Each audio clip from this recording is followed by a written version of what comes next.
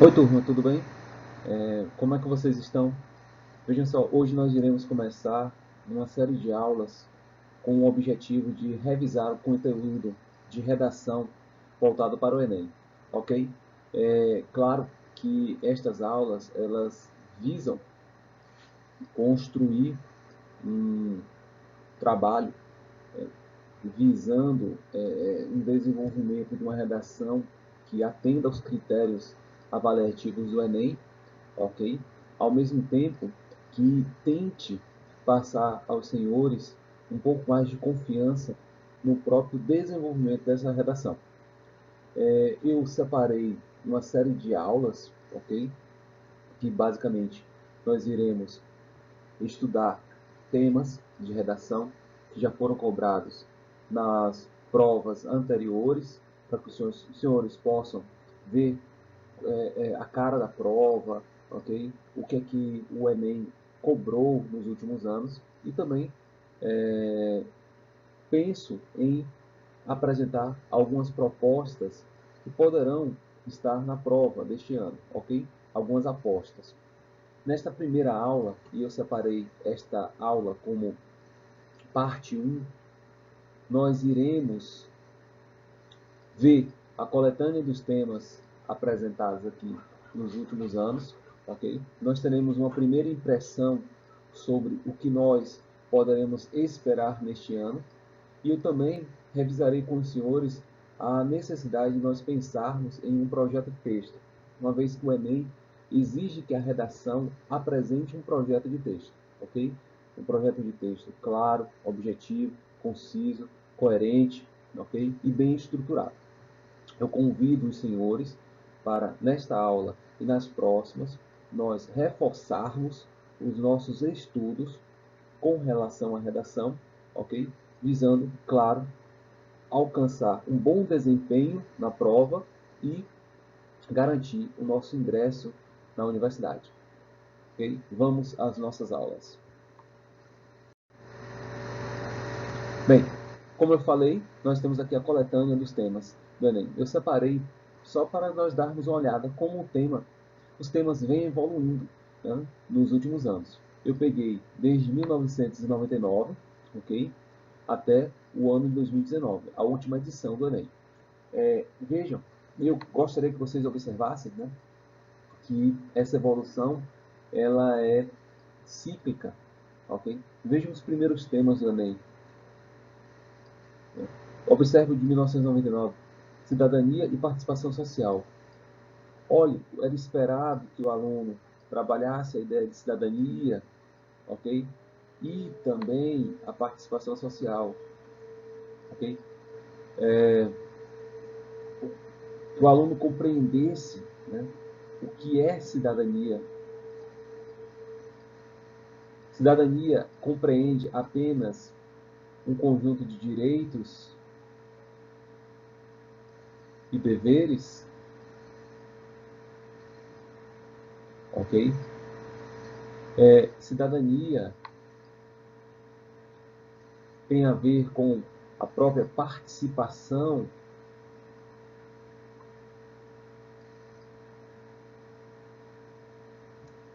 como indivíduos críticos, ok? O que é que nós poderemos chamar como sendo o cidadão pleno?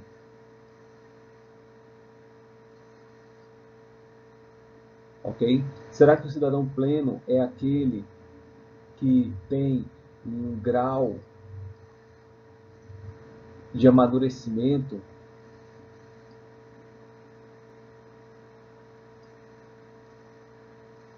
ok? Um grau de visão crítica, ok? Beleza. Participação social em relação ao quê? Claro, é sociedade, ok? Mas aos eventos que exigem uma atuação cidadã, A prova do Enem é uma prova que dialoga com a questão social.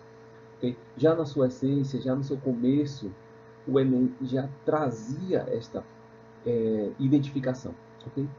Observem, por exemplo, o ano de 2000, direitos da criança e do adolescente, como enfrentar esse desafio nacional. Como enfrentar esse desafio nacional?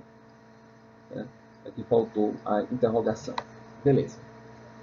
Observem, no ano de 2000 foi cobrado esse tema. Eu já chamo a atenção dos senhores que é uma aposta para o Enem deste ano algum tema que aborde o Estatuto da Criança e do Adolescente, ok? Alguma sugestão temática envolvendo adolescência, juventude, deste ano. Então, até se vocês pensarem o Enem de 2020, se ele vier a cobrar alguma coisa voltada à juventude, à criança, ok? Não seria uma temática inédita, uma vez que no ano de 2000 ele cobrou, né, que nós discutíssemos a questão dos direitos da criança e do adolescente. E olhe a ideia, né, já embutida aqui de ser um desafio tratar a criança, tratar o adolescente, os seus direitos, né, como um desafio nacional, ok? Por exemplo, direito à educação, direito à educação, direito ao lazer, direito à família, a estar no ambiente familiar, ok? Da criança e do adolescente estarem inseridos em um ambiente familiar seguro, saudável, ok? Ao futuro, né, digno, certo? Olha o ano de 2001, desenvolvimento e preservação ambiental. Como conciliar interesses e conflitos? Galera, observem, se este tema já cobrou algo relacionado à preservação ambiental, também não seria inédito caso a prova no ano de 2020 trouxesse uma temática novamente voltada à preservação ambiental, ok? Algo voltado à discussão sobre a degradação do meio ambiente, a degradação, as queimadas na Amazônia, o desmatamento, ok? A grilagem de terras na Amazônia, ok? A devastação da floresta amazônica, ok? O cerrado, que hoje é sem dúvida o bioma mais, digamos assim, sujeito às interferências humanas, ok? E é o bioma com grande possibilidade de deixar de existir, né? de ser suprimido em sua extensão, graças principalmente à ação dos latifúndios, ok, da pecuária, etc. Então vejam que a temática construída em cima de uma interrogação, né? Como conciliar interesses e conflitos? Que interesses são esses? Né? Interesses econômicos, interesses voltados à produção de riqueza, ok? Ao mesmo tempo, o interesse em preservar o meio ambiente, né? Já é consolidado, é conhecimento comum, né, de que o meio ambiente equilibrado e saudável é uma ambição, né, que nós deveremos projetar para gerações futuras, ok? A Constituição Federal ela traz a indicação, né, de que as gerações atuais cabe a preservação do meio ambiente, uma vez que esse é um direito reservado às futuras gerações, ok? Então, pronto, desenvolvimento e preservação ambiental, desenvolvimento econômico, desenvolvimento nacional, ok? e preservação ambiental. Olha a ideia aqui da casadinha, né? Que é esperado. Ou seja, era esperado que o garoto falasse de desenvolvimento econômico, de geração de riquezas, mas ao mesmo tempo falasse de preservação ambiental. Que o garoto falasse em desenvolvimento nacional, ok? Mas ao mesmo tempo preservação ambiental. Olhe o ano de 2002. Direito de votar. Como fazer dessa conquista um meio para promover as transformações sociais que o Brasil necessita? Novamente, uma pergunta, ok? E olhe a proposta, a sugestão de tema, o direito de votar, ok? Como fazer dessa conquista um meio para promover as transformações sociais para o Brasil? É um tema longo, né? E observem que já começa aqui uma tendência. A partir do ano de 2000, nós temos temas, né, mais extensos e temas que terminam, né, os temas que são por si só uma pergunta, ok? Trazendo então a própria ideia de que cabe ao candidato a, digamos assim, possibilidade, né, maior de travar uma argumentação, né, um discurso dissertativo argumentativo. Ok? Olhem o tema de 2003, violência na sociedade brasileira, como mudar as regras do jogo. Novamente, uma pergunta, uma tendência do Enem. Ok? A violência na sociedade brasileira. Pronto, a temática está aqui, a violência. Olha que ponto interessante. Aqui, o Enem, de forma explícita, pede para que a gente fale sobre a violência na sociedade brasileira. Ok? E aqui eu já chamo a atenção dos senhores para um detalhe. Temas os temas do Enem costumam ambientalizar a sociedade brasileira. Então, vale a gente destacar a sociedade brasileira ao longo do nosso texto, ok? Muitas vezes os alunos, em caráter de revisão, perguntam se vale em uma prova do Enem nós fazermos referências a outras sociedades. Claro que sim, claro que vale. Agora, cuidado para que você não destaque muito as outras sociedades e esqueça do objetivo principal do tema, que é analisar a sociedade brasileira. Ok? Vejam agora o tema de 2004. Como garantir a liberdade de informação e evitar abusos no meio de comunicação. Okay? Novamente, um tema extenso, okay? Em que você discute aqui, novamente, conflitos. Liberdade de informação, ok? E usa, ao mesmo tempo, como é que eu posso evitar, né, abusos dos meios de comunicação, certo? Aqui, por exemplo, nós podemos destacar a lei de informação, né? Opa. De acesso, né? De acesso à informação.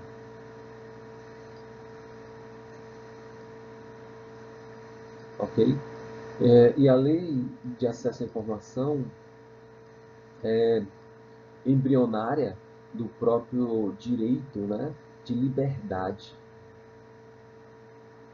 Liberdade de informação.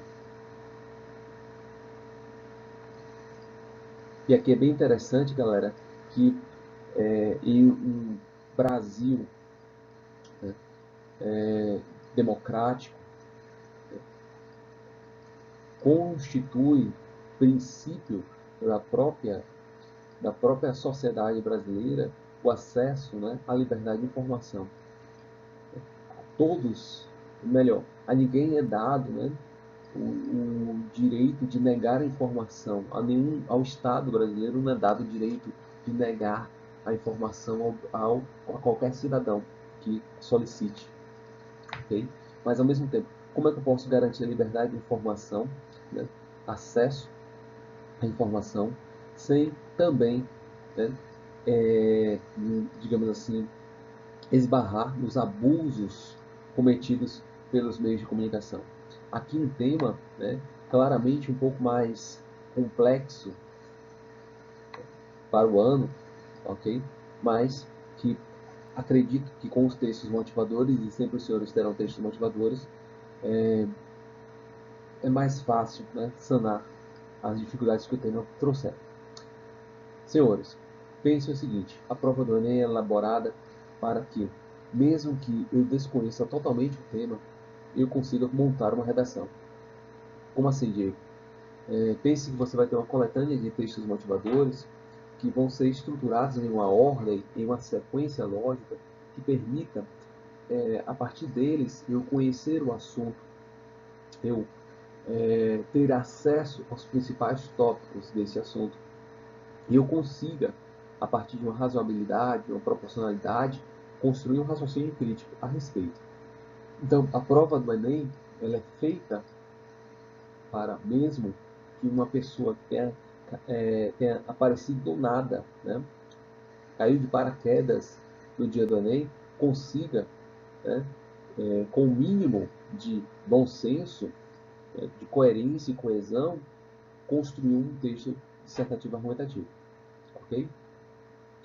Isso nós veremos nessas aulas de revisão. Veja o texto o tema número 5. O trabalho infantil na realidade brasileira. Olha a temática, não é inédita se aparecer novamente este ano. Trabalho infantil, ok? Na realidade brasileira. Veja que aqui nós saímos de temas longos, temas construídos a partir de perguntas, para um tema mais enxuto, ok? E, de certo modo, até mais amplo, ok? Porque esse trabalho infantil na realidade brasileira, claro que eu vou precisar me amparar nos textos motivadores, mas aqui pode ser, por exemplo, né, a ideia do trabalho infantil, né, a própria exploração do trabalho infantil, ok? Então, eu chamo a atenção dos senhores, hoje nós não vamos ver os textos motivadores, mas eu chamo a atenção dos senhores para a importância da leitura dos textos motivadores, ok? Eu não posso pensar em fazer uma prova de redação sem os textos motivadores, tá certo? Para enxergar qual é o direcionamento que a prova está indicando. Continuando aqui, a análise dos temas, né, o estudo dos temas, vejam que em 2006 ele trouxe o poder de transformação da leitura. Novamente, olha a tendência dos temas mais enxutos, né, mais sintéticos. Okay? Isso foi para vários anos. O poder da transformação da leitura. Que poder é este? Okay? Eu digo que a temática foi simples, uma temática boa, gostosa de escrever. Okay? Olha em 2007, o desafio de se conviver e o desafio de se conviver com a diferença. Opa, aqui também um tema enxuto, mas observe, diferença, né? Mais uma vez, o texto motivador vai me dar essa ideia de diferença. Diferença social, diferença racial, ok? Melhor, a expressão não é esta, mas diferença étnica, ok? Diferença cultural, etc. Ok? Observe o desafio. Por que é um desafio? Se aqui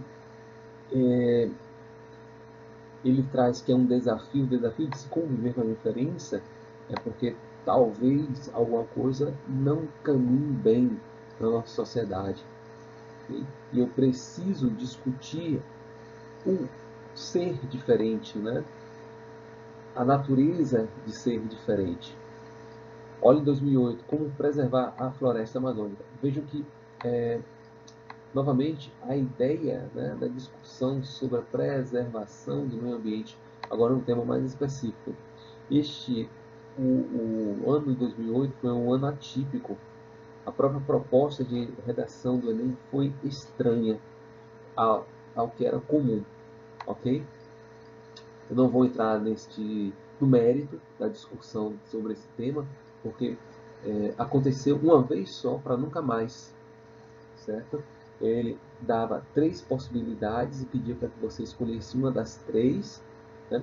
3 possibilidades, e você ali montasse uma redação falando dos pontos positivos e dos pontos negativos daquela possibilidade escolhida, ok? Que você falasse, então, dos pontos favoráveis e também dos pontos desfavoráveis. Mais uma vez, um ano em que o Enem, digamos assim, foi classificado pelos alunos, a redação do Enem, como uma redação difícil, ok? Mas não por causa do tema em si, o tema preservação da floresta amazônica, mas sim como você deveria montar a redação. Isso, mais uma vez, ele dava 3 possibilidades para você escolher uma e em cima daquela você discutir pontos favoráveis, pontos fortes daquela escolha e pontos desfavoráveis, pontos fracos daquela escolha. Okay? 2009. O indivíduo frente à ética nacional. Uma temática subjetiva, né? Uma temática voltada mais à ideia de subjetividade, ok? Mas uma temática boa, uma vez que quando nós falamos de ética nacional, nós podemos abrir aqui um gancho para falar, por exemplo, de corrupção. Uma vez que eu imagino que corrupção não é apenas aquela que ocorre no cenário político, né? Mas também pequenos atos praticados pelo cidadão no seu dia a dia, né? Podem ser classificados como antiéticos, ok? Exemplo claro, vamos imaginar um indivíduo que, pensando em obter êxitos, por exemplo, no andamento de processos junto à justiça, né, ele ofereça vantagem pecuniária para o servidor público, ok? Ou então, um indivíduo que, visando não ser autuado pela vigilância sanitária, ele resolva também oferecer vantagem, né, para o fiscal ali da vigilância sanitária. Então, aqui quando ele traz a temática do indivíduo, okay, ele quer que quer que a gente analise o homem propriamente dito, o homem e seu comportamento ético, ok? Também como, por exemplo, o indivíduo ele se comporta frente à ética nacional. Aqui nós podemos falar, por exemplo, aí claro, a temática ela precisará ser embasada pelos textos motivadores, mas digamos que aqui o texto motivador ele abre espaço para que a gente mostre como a, o cenário político brasileiro acabou ficando desacreditado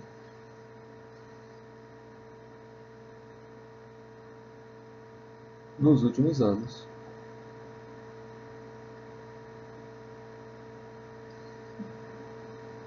Isso devido ao cenário de corrupção, ok? Envolvendo partidos políticos, grupos políticos, etc. Então, o indivíduo frente à ética nacional, ok? Então, aqui é uma temática em que naquele ano, a depender dos textos motivadores, nós poderíamos falar da figura do indivíduo e o seu comportamento, como também, né, o indivíduo, um instante, e como ele vê, enxerga, né, como ele entende,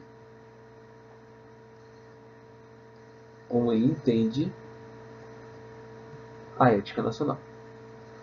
Ótimo. Vejam este tema aqui de 2009, valorização do idoso. Aqui, um detalhe, eu esqueci de falar para os senhores. Em 2009, nós tivemos duas aplicações do Enem. O tema, o primeiro tema, né, seria a valorização do idoso. Contudo, essa prova ela foi cancelada. Né? Começa agora aqui uma série de eventos, começam uma série de eventos em que as provas do Enem vão passar por vão ser desacreditadas. Né? Ou a prova foi vazada, ou a prova foi mal elaborada, ok? Isso fez com que aquele exame fosse reaplicado. A primeira execução do Enem, no ano de 2009, trouxe o tema valorização do idoso. Um tema bem interessante, uma vez que ainda não tinha sido cobrado. Né? Uma vez que a prova não foi a prova não foi aplicada porque ela vazou, né? Nós temos este tema como sendo possível agora no ano 2020. Okay? Agora, claro que nós podemos pensar no ambiente, por exemplo, da pandemia, ok?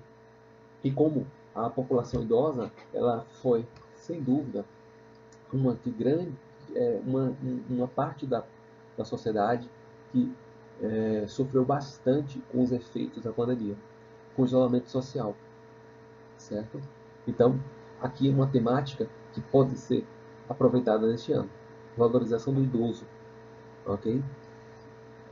E, como eu falei para vocês, uma vez que não foi aplicado, né, o segundo tema veio com este que eu falei anteriormente.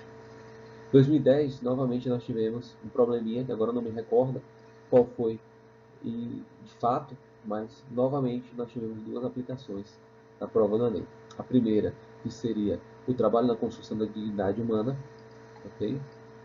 O trabalho na construção da dignidade humana. Olha que interessante, este tema eu me lembro que os textos motivadores falavam do trabalho que dignifica o homem, ok? E também, em um dos textos motivadores, trazia como assunto o trabalho que não dignifica, que seria, por exemplo, o trabalho escravo, o trabalho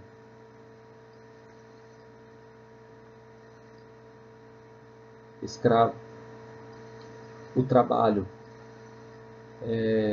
desvalorizado, né? Aquele trabalho, puxar a setinha para cá, aquele trabalho a preço, né? A paga menor do que o devido, ok?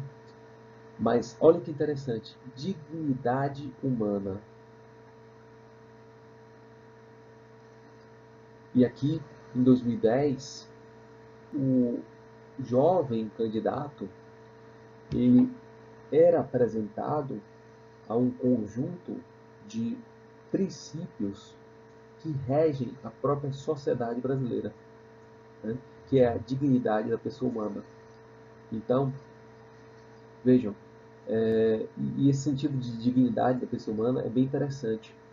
Não vale apenas existir vida, não vale apenas ter uma vida, ok? Hoje, os tribunais superiores entendem, né, e já é pacificado, tribunais, doutrina, etc., que nada adianta uma vida se ela não for sustentada na base da dignidade humana, ok? Então, imagine, agora eu estou falando de trabalho, o mesmo raciocínio segue, né, pode ser aproveitado aqui. Uma vez que eu falo do trabalho, eu tenho que pensar o trabalho como algo que dignifica o indivíduo, que dá valor, que dá sentido, que o torna um homem destacável, ok? Aquela máxima de que o trabalho enriquece o homem não é só no sentido financeiro, mas o trabalho dignifica o homem. O trabalho dá sentido, dá razão, ok? O trabalho o coloca em uma condição destacável na sociedade. E claro que aqui muitos poderão perguntar: Diego, existe ainda trabalho escravo no Brasil? Sim. Inclusive, o Código Penal, ele tipifica a condição de trabalho que seja análoga à de escravidão, ok? Isso é bastante comum, por exemplo, ainda na região norte do país, em que, principalmente em fazendas, os indivíduos são condicionados a situações que o colocam em dívida com o proprietário da terra, ao ponto de que ele não ele acaba preso àquela condição, né, de servidão por causa da dívida pecuniária, a dívida em dinheiro, ok? Então, há esse combate com relação ao trabalho análogo à condição de escravidão, ok? No ano de 2010, nós também tivemos essa segunda aplicação, e a temática foi a ajuda humanitária, certo? Em 2011, nós tivemos novamente uma transformação, né, uma evolução dos temas, digamos assim, né, e este tema é Viver em Rede do século XXI. Observe que interessante, nós temos aqui, ó, Viver em Rede do século XXI, 2 pontos, os limites entre o público e o privado. Aqui o Enem, ele inaugura uma sequência de temas em que nós vamos ter uma presença maior de, digamos assim, de eventos legislativos que ocorreram ou naquele ano ou no ano anterior, e essas temáticas foram aproveitadas na prova do Enem. Exemplo, em 2011 nós tivemos a discussão sobre o Marco Civil da Internet. O Marco Civil da Internet é uma construção legislativa que visa regular as relações de consumo no ambiente da internet, ok? E essa temática ela é viva até hoje, uma vez que nós estamos cada vez mais inseridos nesse mundo virtual. Tá? Nós temos um comportamento nas redes sociais, né, bastante ativo. Então aqui nós temos, né, a discussão de viver em rede no século XXI. Né? Aqui nós temos o Marco Civil. Nós temos algumas coisas interessantes. O Marco Civil da Internet. Nós temos também a própria Declaração da ONU de ser o direito à internet, né? Melhor, a internet, o acesso à rede mundial de computadores como sendo segmento dos direitos humanos, então, como vida, liberdade, propriedade, ok? Digamos assim, dignidade humana, ok? Como sendo corpo que compõe o direitos humanos, né? A cadeira de direitos humanos. Beleza. Aí ele traz aqui os limites. Limites entre o público e o privado. E, senhores, os textos motivadores traziam essa questão do público e do privado, ok? Como, muitas vezes, visando os 15 minutos de fama, nós exteriorizamos para o ambiente da internet situações, né, episódios muito particulares. E eles traziam, né, dos textos motivadores, a indicação de que, ao mesmo tempo, nós temos possibilidades infinitas no ambiente da internet, também nós estamos suscetíveis às diversas violências, né, que ocorrem, uma vez que o cenário ele ainda é bastante delicado. Destaco para os senhores a fala do ex-ministro da Segurança Pública, né, Raul Jungmann, que certa vez disse que não existe anonimato na internet. Ministro do governo Temer, no ambiente, né, no momento em que muitos políticos, muitas autoridades estavam sendo ameaçadas no ambiente, ameaçadas através de grupos considerados terroristas, né? O ministro na época então anunciou, né, e digamos assim, trouxe, né,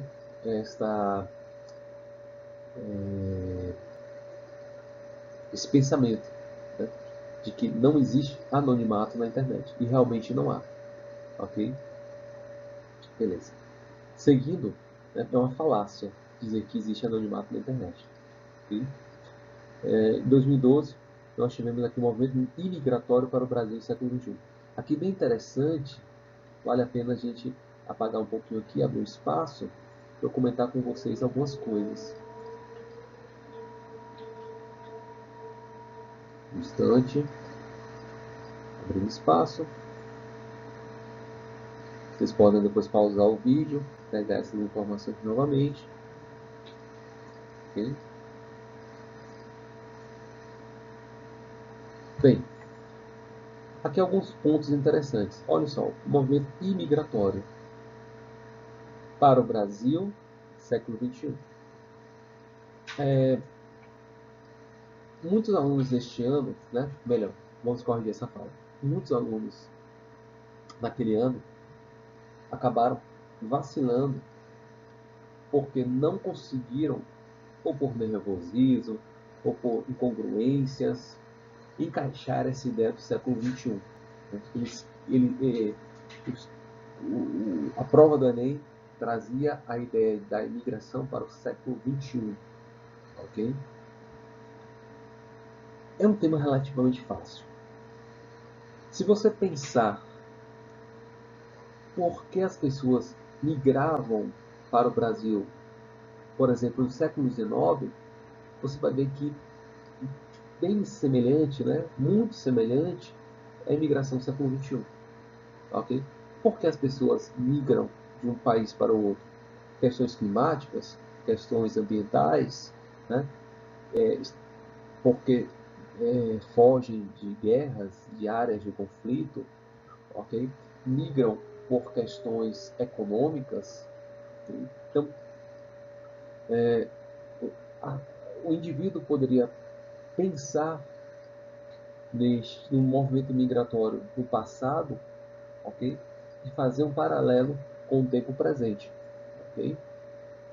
E naquele ano, né, a prova trouxe, por exemplo, a questão em um dos textos motivadores, como, por exemplo, eventos ligados a catástrofes ambientais, principalmente no Haiti, aumentaram o número de imigrantes haitianos.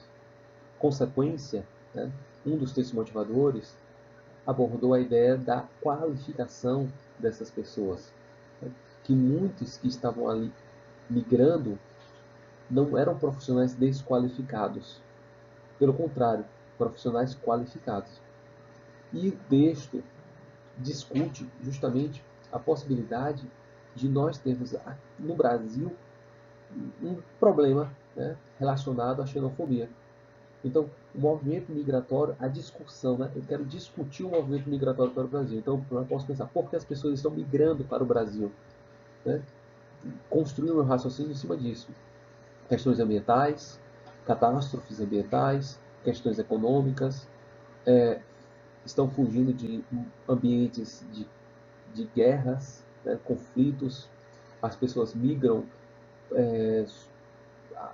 uma vez que elas fogem de perseguições políticas, ok?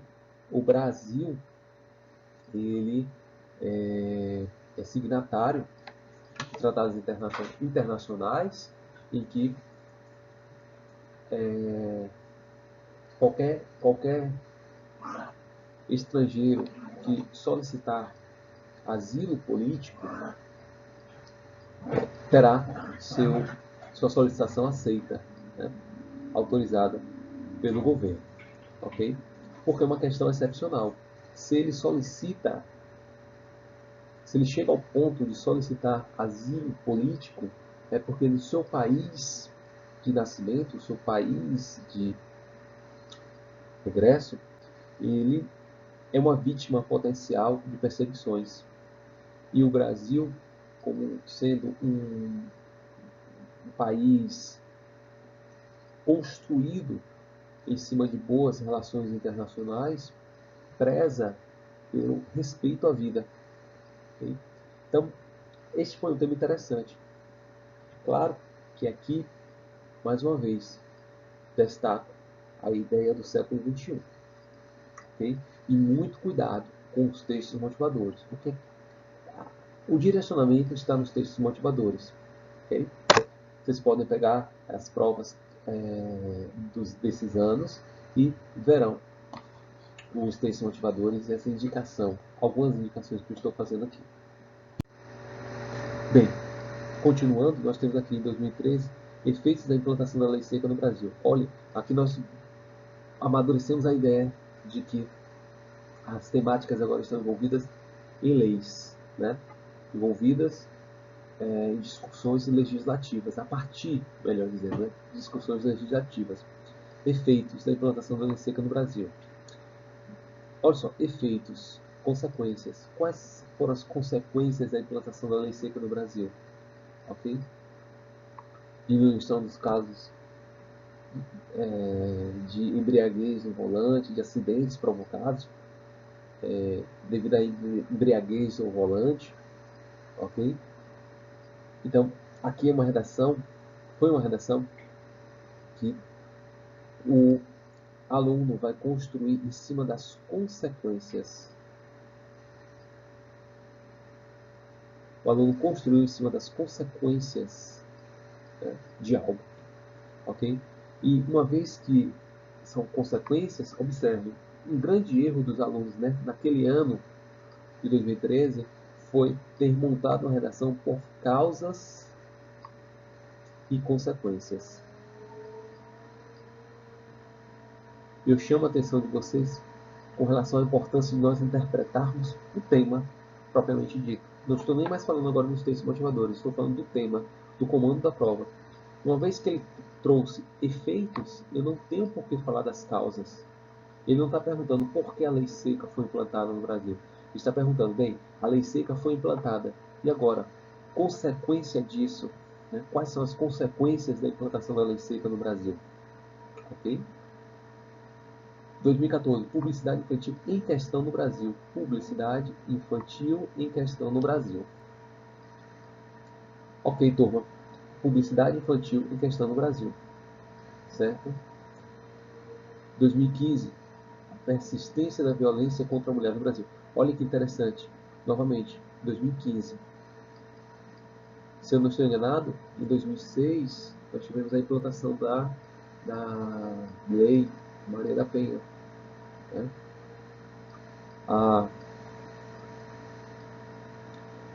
Se vocês tiverem curiosidade para pesquisar um pouquinho sobre a Lei Maria da Penha, né? o contexto de produção da Lei Maria da Penha, observarão que a produção da lei foi foi consequência de uma sanção internacional sofrida pelo Brasil no âmbito da Corte Interamericana de Direitos Humanos. como aconteceu, o que foi isso? O Brasil ele pode ser, em determinadas situações, penalizado no âmbito internacional devido à omissão a omissão por não tratar de assuntos de interesse, né, de grande interesse nacional e de interesse dos direitos humanos. Maria da Penha foi uma mulher que durante vários anos sofreu diversas agressões, diversas violências do ex-marido, inclusive atentados contra a sua vida que levaram a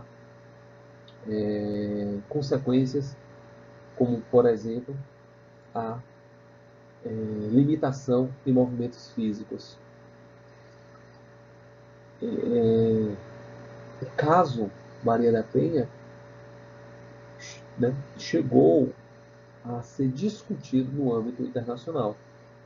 E o Brasil, por não ter, na época, uma legislação séria de combate à violência contra a mulher, foi questionado no âmbito internacional e a Corte Interamericana de Direitos Humanos, né, confrontou essa omissão legislativa brasileira e deu um ultimato. Exigiu que o Brasil tratasse em âmbito federal, em âmbito legislativo, o assunto. Então, os congressistas, né, por uma imposição internacional, discutiram, né, o assunto. Aqui, claro, vale a pena a gente discutir uma questão que é saindo um pouco do próprio tema, mas só para que vocês entendam um pouco mais. Claro que nós estamos falando de um país que tem autonomia, certo? É soberano nas suas decisões. Mas quanto a direitos humanos,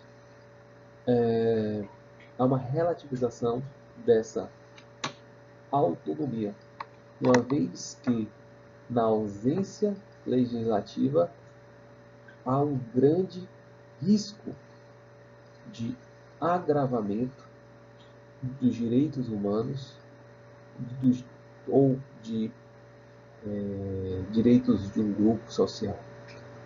Então, foi por isso e por isso, sendo o Brasil integrante da Corte Interamericana de Direitos Humanos, né, signatário de tratados internacionais, ele lá atrás, né, assinou, validou que iria tratar alguns assuntos.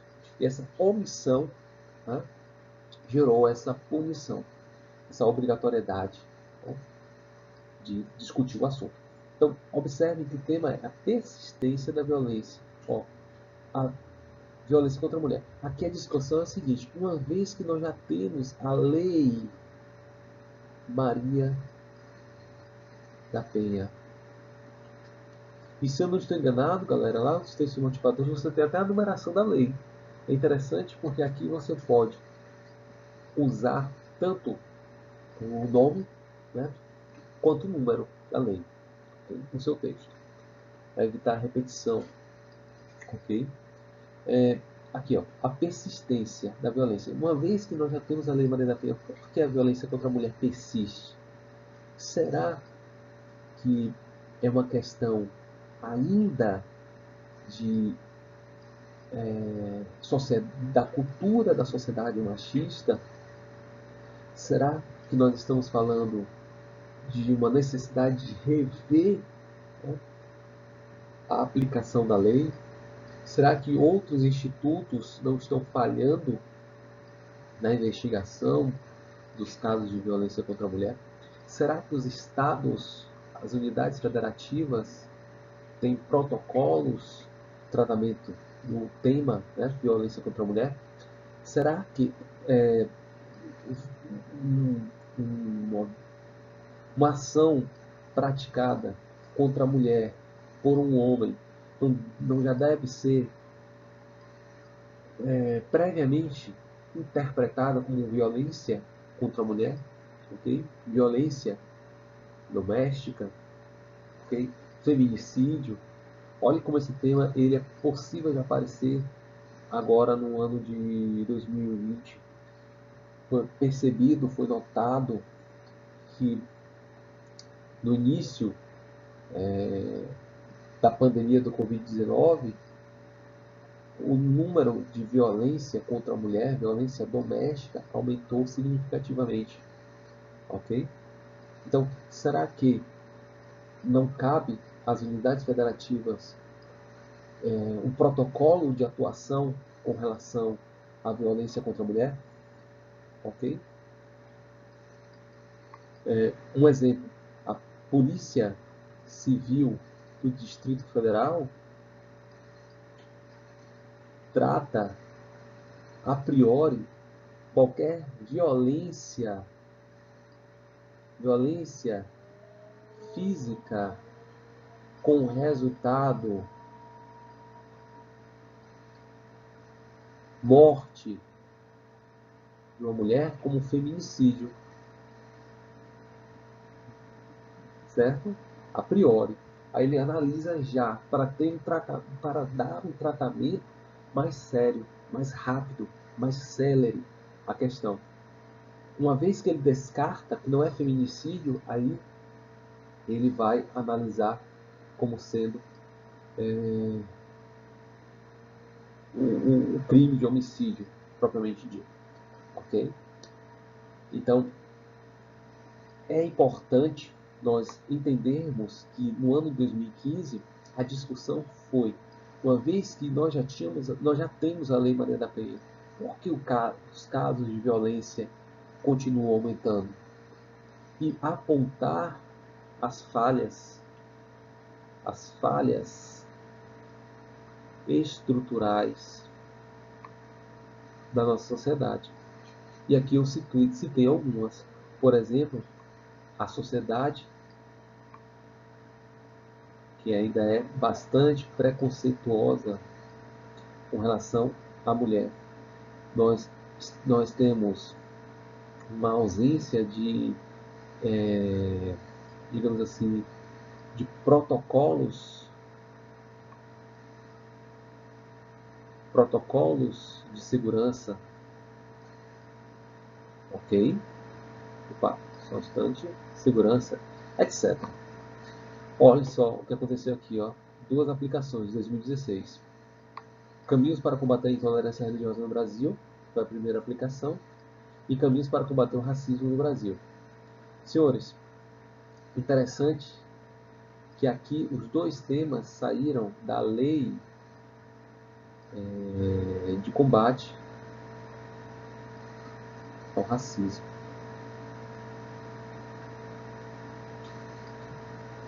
Certo?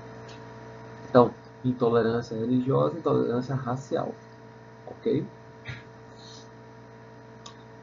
Eu acredito que nós poderemos trabalhar esse tema em um outro momento, em outra aula, né? Destrinchar um pouco mais desses dois temas. Em 2017, nós tivemos também duas aplicações. Desafio para a formação educacional de surdos no Brasil. Olha que interessante, desafios. Olha que interessante aqui, ó, caminhos, ok? Aqui, desafios para a formação educacional.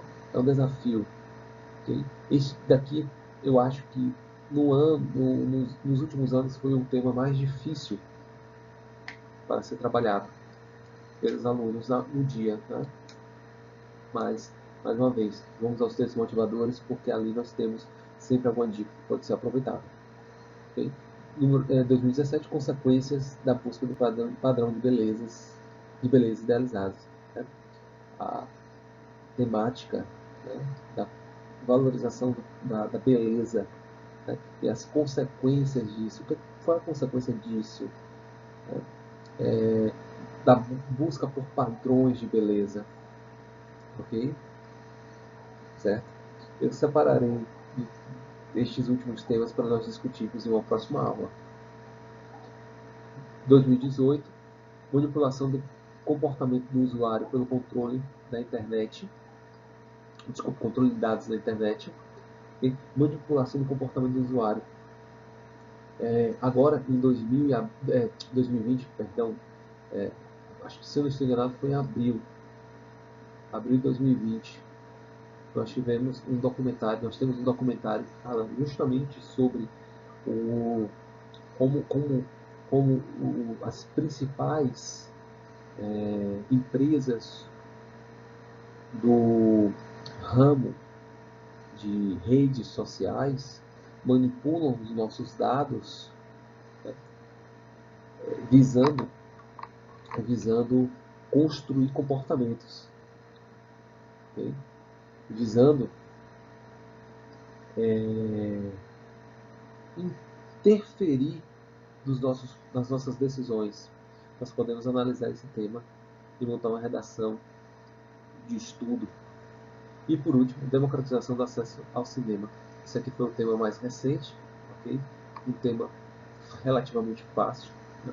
Uma vez que o tema trata da ideia da democratização, veja, se ele traz a ideia de democratização, é porque nós devemos entender que o acesso ao cinema no Brasil hoje não é democrático, não é igualitário, okay? Não é dado a oportunidade a todos, ok?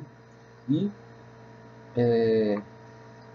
se eu não estou enganado, no ano passado, quando os senhores eram turma do segundo ano, eu falei de forma até brincando que o tema do Enem dos senhores, né, daquele ano, desculpe, do Enem 2019, sairia do artigo 6º da Constituição Federal. E o artigo 6º trata justamente de direitos sociais. E é um direito social o lazer. Ok? E você pode se pensar, tá? O cinema brasileiro, tá? Acessar o cinema brasileiro como sendo acessar, né, as salas de cinema, ter acesso à cultura, né, cinematográfica brasileira, a produção cinematográfica brasileira e internacional, como uma manifestação, além de manifestação cultural, um exercício do lazer. Ok? Senhores, eu vou encerrar a nossa aula neste momento, devido à extensão, certo? Esta é a nossa primeira e muitas que nós teremos. Até mais e não desistam, ok? Já está mais próximo do fim. Pensem que no próximo ano os senhores estarão ingressando na universidade. Uma nova sequência, um novo ciclo iniciará. Até mais e fiquem com Deus.